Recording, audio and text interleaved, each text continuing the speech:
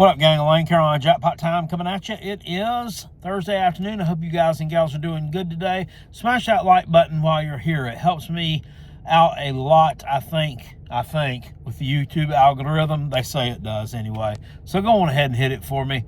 I appreciate it. South Carolina picks up another commitment today in the transfer portal on the offensive line. I thought they were done getting portal players, but evidently they're not. Shane Beamer said, "Let me cook, brother." Picks up another one today. Offensive lineman Nolan Haye out of Incarnate Word, which is an FCS school in the Southland Conference down in Beaumont, Texas. This guy has played at a couple of different FCS stops and is really versatile. Big 6'4", 300-pounder. He can play any position on the offensive line, according to him, and played 999 snaps last year for Incarnate Word, bro. You couldn't have got that 1,000th one in there. For a team whose offense rushed for 2,600 yards last year. Now, 2,600 yards on the ground is hauling buggy. That's something serious. That's a wagon, as they say. But no, he had to have been definitely one of the big uglies there. 2,600 yards. That's nice. Good pickup for South Carolina.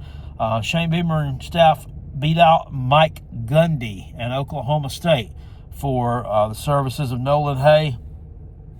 I guess I'm a man, I'm 60 speech didn't sway him to come out there and play for the Cowboys, so we're glad to have him in Columbia, which tells me a little something about a couple of these guys on this offensive line who've transferred out. Of course, we had the super senior, which I can't even remember who he was now. I can't remember. And then Cam Pringle.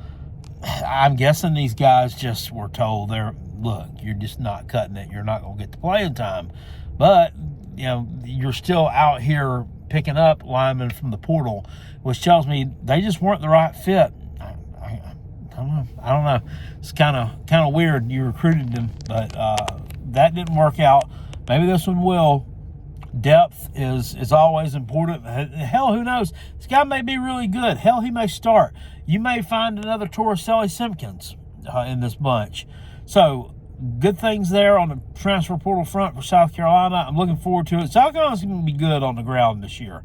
As long as this Faison kid gets his eligibility, which we haven't heard anything about yet. So, I'm confident that he's going to be eligible to play. Shane Beamer doesn't seem to be too worried about it. But then turning my attention to the basketball front. What is going on with this basketball program? I am really, really concerned. I was reading an article about that program today and was told that when the season ended that Lamont Paris was told to fix it. And he was given enough money. He was given enough NIL funds to bring in playmakers to reconstruct this team. He didn't really do dick with it. I mean, he ended up 58th in the transfer portal rankings, or that's where he's at currently, 58th. Now, he may be able to pick somebody else up. Who knows? I mean, he had this Eagle Staff kid from North Dakota State committed. He was a big-time scorer, and then all of a sudden he goes back and decommits. And then he loses Colin Murray Boyles, who was his star player. I think they thought he was going to come back, but he says, nah, he's going to go on ahead. He's going to be an NBA lottery pick.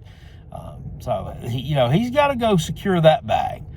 And then you really didn't bring yet. I mean, you brought in Michi Johnson. You know what you got there. And some of these other guys, I just don't know about. 58th. Transfer portal ranking. Of course, Mickey Clemson is up there, I think, like in the top 15. So he's serious about stacking up talent there. I mean, why are you not? Looking at overall rankings just for the 2025 class, South Carolina, oddly enough, ranked 58th also in recruiting in basketball, which is good for 15th in the SEC. That's with 11 kids committed. The only one that's worse was Mizzou, and they only got 6 commitments. I think Vanderbilt was down there at the bottom with us. The Mississippi State was probably down there, just sucking absolute hind tit.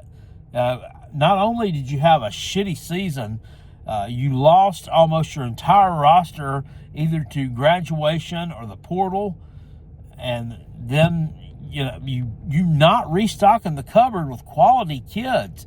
I mean, and that's hard to do. That's hard to do when you have a loser, and to get people to buy in and say, "Oh, hey, look, we made the tournament 2 years ago." Oh, kids don't want to hear that. They don't want to hear that. What have you done for me lately? Nothing. Nothing is what you've done for me lately. It's been horrible. It's going to be a long year next year in Columbian basketball. I'm telling you, it's very possible they don't win a conference game. I mean, you're hedging your entire season, I think, almost. They're hedging on this Eli Ellis kid that's coming in. He's like a 4-star, I think, out of like Hickory, North Carolina or somewhere. Rook's a really, really good player. I mean, no doubt on that deal. But that's tough. You can't build a team around that. You just can't. Not when you don't have like 4 or 5 more of him. We saw that happen a few years ago with G.G. Jackson. He put up some good numbers in Columbia, but the place was burning down around him. So I like Lamont Paris. I like Quarter Zip. I mean, I was all in on him, just 18 months ago or so. But right now, I just don't know about him. I don't know about that program. And I think they're in for a long season. I think he'll probably end up getting replaced after the 2025-26 season. I would be like almost willing to bet my next paycheck on it. He's just not. He doesn't have the kids. He doesn't have any prospects of getting any more decent kids, and I don't see this one ending well for us. Hate to be a Debbie Downer, but I'm just calling it like I see it. They need to get it fixed quick, fast, and in a hurry. Is he the guy to do it? Probably not. Probably not. Anyway, I'll see you guys later on. Appreciate you. Peace. And I'm out of here. Go Gamecocks. Woo!